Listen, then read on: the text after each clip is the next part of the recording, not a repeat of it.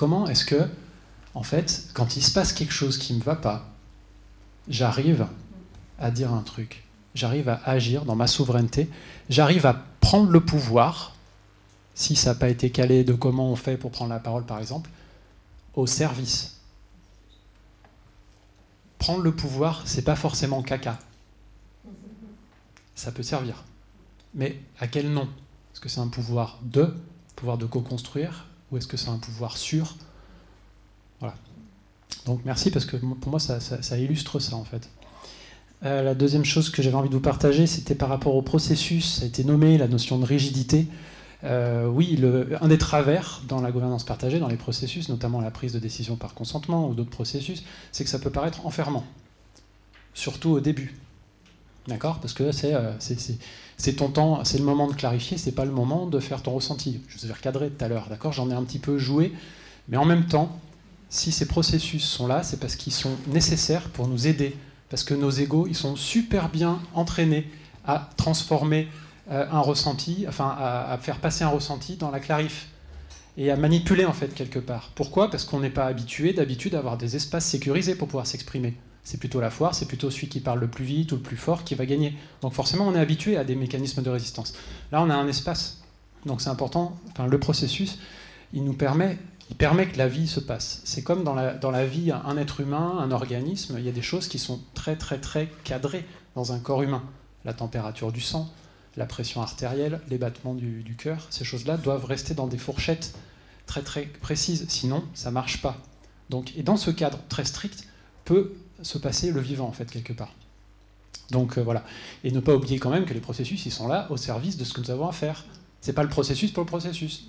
Ça, c'est un travers aussi, et que nous, en tant que spécialistes gouvernance partagée, on peut être amené à vivre des fois. Non, c'est pas le processus pour le processus. À un moment, on lâche l'affaire.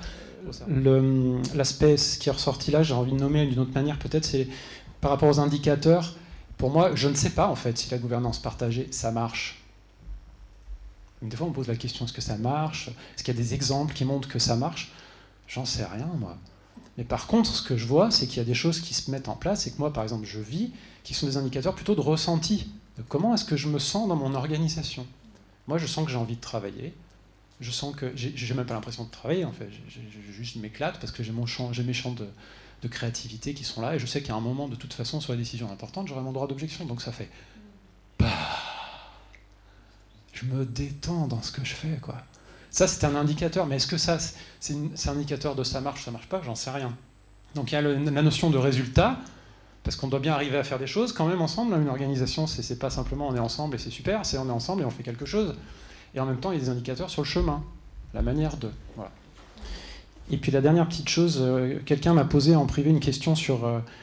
c'est quoi, enfin, quels sont les prérequis, qu'est-ce qui définit la gouvernance partagée?